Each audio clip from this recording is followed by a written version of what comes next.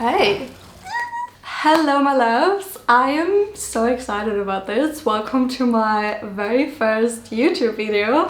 Who would have thought I would ever do YouTube? I would have never thought I would ever speak in front of a camera like that, but I have so much to share, honestly. Over the last years, there's so much I learned, so much that helped me personally.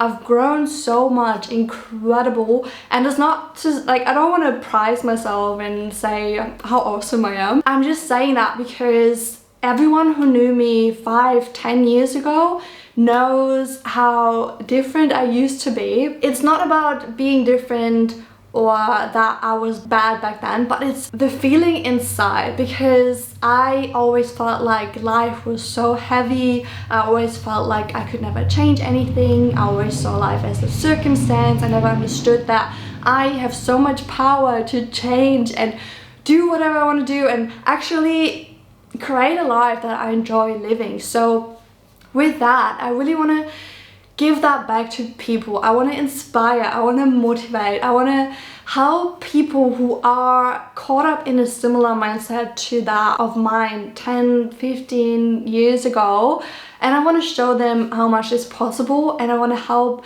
with just simple mindset shifts. Sometimes it's just all it takes, seeing the world a little bit different, seeing situations a little bit different, and maybe just changing your perspective, changing your mindset, and changing the way you speak to yourself. That's probably the biggest one for me. So today I want to talk about 11 non-negotiable habits. A little disclaimer before we get into it. I have been building my routine and my habits over the past 5 years. So I've been doing workouts, running, I've been doing like a lot of these things for a long period of time and almost every day. So if you're someone who's just starting out, please don't feel like you have to implement all of these things at once, because if you do, it's very likely that you won't succeed. And that's something we want to avoid. So this whole purpose of the video is to inspire you, and I'm not saying like everything I do is right and you have to do it as well to be successful or to feel amazing. You gotta make sure you find things that work for you without making it wrong or right. And basically there are 5 different areas in your life, right? So I like to think of it like your relationships, your health and fitness, your wealth, your money and your income, and that's also related to business, your mindset and discipline. With all that, the most important thing, what it comes down to, is consistency. So I always say consistency is key, and it's a marathon, not a sprint. So you gotta make sure whatever it is that you do, you'll be able to do that consistent, whatever. You get my point. You gotta make sure you be able to do that on a regular basis. So that might look different every day. So the most important thing as well is staying flexible and seeing where can you adjust. So if you feel amazing, great, go for a 10-kilometer run. But if you're sore and you don't feel good, maybe a walk is completely fine. And so it's really not about always being your best and always pushing you to the limits. It's also about accepting rest and giving yourself that rest when you need it, but still having that consistency there. So not just like, you know, just because you feel bad, sleep in, throw all your healthy habits out of the window, don't give a shit about anything, don't move your body, don't do anything really. So it's really about, okay, you know, you wake up, you're like, I'm very tired today. Okay, maybe I don't go for a 5-kilometer run today, I go for a walk instead.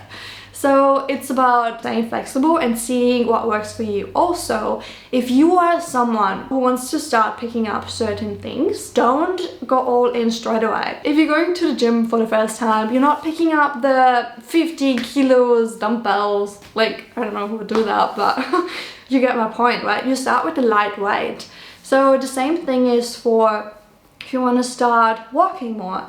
Don't try to hit 10,000 steps a day straight away. Start with 1,000 steps. If you only do a couple of hundred now, start slowly and it should be achievable without it being too hard. And once you're in that rhythm and once you've implemented that, you can then increase it from there, right? So you might start with 1,000 per week, and then the week after you do 2,000, and then the week after you start doing 3,000, and that way it's actually so much easier for you to get where you want to go. That being said, I'm not saying always take the easy route. Like, if you're already doing 1,000 steps per day, or you go to the gym and you know the 5 kilos dumbbells are the easy ones and it's good for you and it feels good, you probably want to go and take the 6 or 7, because if you constantly stay where you feel comfortable and you know it's achievable, you'll never be able to grow. And I feel like with like fitness is always such a good example to give, because you can really visualize it and everyone can kind of relate to that. Everyone knows how it feels to pick up 2 kilos heavier dumbbells rather than sticking to the ones you've always used for the last weeks. Because I'm not trying to judge or blame anyone, because it's so natural for us as humans to always choose the path of least resistance. So when you're running or you're at the gym, there's like this little voice in your head, and we all know it, we've all been there. We're running and we start getting tired, and there's this little voice in our head who is saying, legs are so heavy, I don't want to do it, I don't want to run anymore, I just want to stop. But if you can defeat that voice, and the first thing you need to recognize is that voice. I'm like, okay, there's this little voice, the little man, the little girl, whatever you want to call it. Okay, I see you, I recognize you, but I want to grow. I want to be a better person tomorrow than I am today. In order to do that, I need to push through. I need to grab the heavier weight. I need to keep running. So then you can consciously change your actions. Instead of giving in, you can then change it. And once you change it, you can expect a different outcome. Because if you always do what you've always done, you will always get what you've always gotten. Once you defeat that little voice in your head, you will grow. Okay, let's start with the very first point. And it's as simple as it can get. And it's just going for a walk in the morning. Honestly, I feel like it's so underrated. Like, going for a walk, it is something that makes you feel so good. It clears up your headspace. You get out in nature, you have fresh air, you get sunlight, you get all the good things. And walking is something that is really not hard. We can all walk. You can walk for hours and it doesn't feel like it, but it's still a form of fitness, I guess, because I realized, like, I can walk for hours and hours and hours and it doesn't feel like much, but then I actually reach my move goal without even trying to. So that's why I feel like walking, and it's beautiful if you find a nice spot to walk, if you're close to the beach, if you can go into the forest, whatever it is for you, even just walking through the city if you want to. And while you walk, you can listen to a podcast or call a friend. I just love that. Or you can even walk with a friend and talk while you walk. Like, it's so easy and so simple, and it always makes you feel good. Now, the second one, work out, do yoga, or just stretch if you really don't feel like doing anything.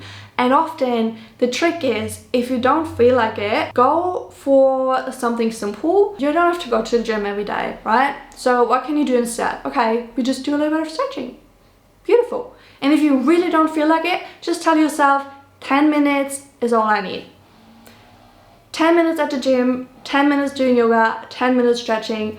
It's very likely, for the most part, it's just hard to start. But once you start, you will actually feel good and you keep going, and even if not, you still got a 10-minute workout. It's better than nothing.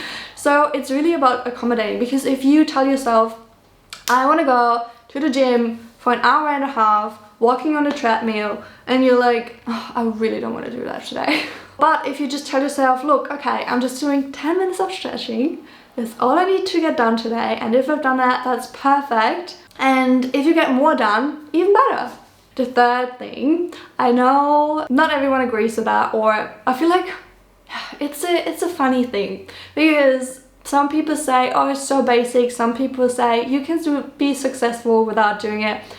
I say making your bed makes you feel better. Always. And honestly, It doesn't even take me long. It takes me like 2 seconds to pull my sheets back, do it nicely, and it's done. You feel better, it looks better. Like making your bed just makes your room look tidy automatically. So that's a non-negotiable for me. I do it, it doesn't take me long, it makes me feel better, it looks better. Perfect. The fourth thing, drinking 3 to 4 liters of water a day. For me, it's been something I've been doing since I was younger because I have problems with my kidneys, so they've always told me to drink enough water. And till today, it's something that I stuck to. Again, it's something so simple. It makes you feel better. It makes your skin look better. You know, you stay hydrated. And for some people who don't like water, there's so much you can do. You can put in some lemon or honey. You have those flavor drops you can put in. My sister has like this bottle. You put a little knob on the top and you just smell it. It's just water, but because it smells like lemon, for example, you can taste the lemon. It is so weird. But like, you're basically drinking water, but you think you have the lemon taste because you smell it. Maybe that's something for you if you're someone who doesn't really like drinking water. I love it. I would always drink water over everything. Then the fifth, skincare. Now, I have not always taken care of my skin very well. I never really felt like I needed it, but it actually makes me so much better, and I'm not doing like this wild 1 hour skincare routine. Honestly, I just keep it simple. I clean my skin, I put on a nice oil, and it feels amazing, it looks great, that's all it needs. But just taking this extra time is also kind of part of self-care, and it really makes you feel so much better. The sixth thing for me is reading. I do enjoy reading. I love learning new things.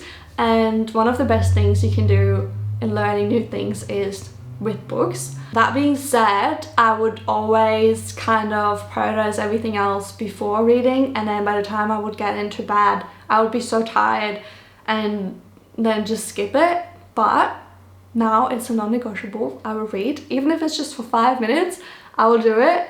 And that way also, like, even if you just read for 5 minutes, if you read a couple of pages, you will still get through the book faster than not doing anything, or maybe just reading once a month a couple of pages. You know where I'm going with that, right? It's all about consistency. Again, it's not just when you're working out. Consistency shows up in so many different areas of your life, and just moving forward a little tiny bit is always better than not moving forward at all, because it will add up. Like, little tiny to yourself will add up. You eventually finish the book and you'll be like, yes, you know, I didn't do much, but I did a little bit every day, and it's gotten me to where I wanted to go. Okay, so number 7, stop gossiping. I know we all love talking about other people, and we all love hearing the tea, but thing is, it will never really make you feel better. It just doesn't. And the fact is, if you gossip with people about other people, they know that you probably talk bad about them in front of other people as well.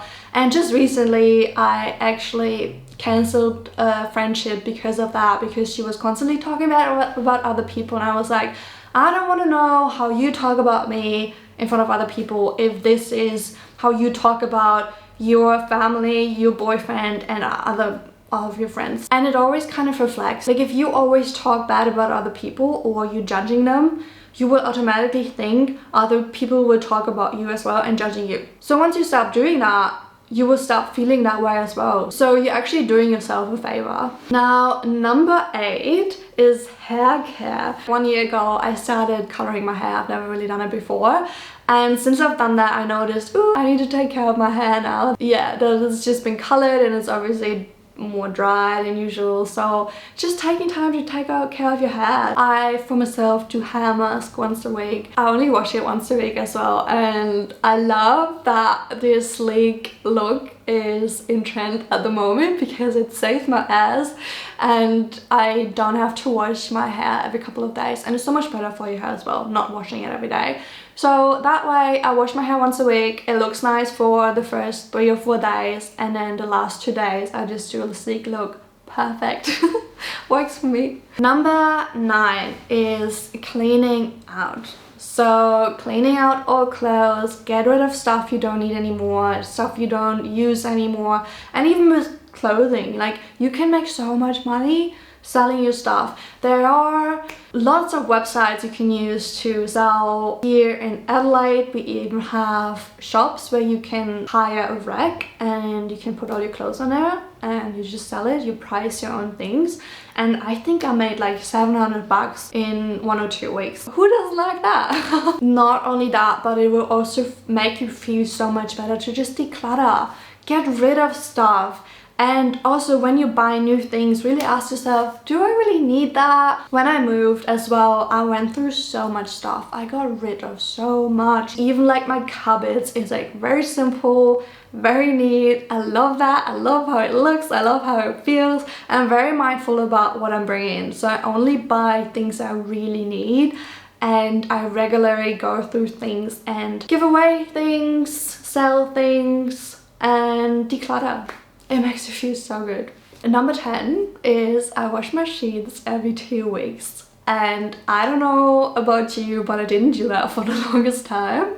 Just because I didn't know better, really. But who doesn't love the feeling of fresh sheets? Like having a fresh shower, going in your bed, having the fresh sheets, and it's just like the best feeling ever. I love it. I started washing my sheets every 2 weeks. That's something that made me really feel good as well. Number 11 is I clean once a week. It doesn't always have to be a deep clean. It could just be vacuum, dusting, very simple things. But that's also another thing that just makes me feel better. Also, when your house is tidy and clean, you can think so much better. And especially if you're like me and you're working from home, having everything clean, neat and tidy, it just helps you to think better, to work better, and to show up better, really. So that includes my 11 non-negotiable habits in my clean girl era. Let me know what you think, which of these things you are already doing, or if I gave you some inspiration and motivation to implement some of these things.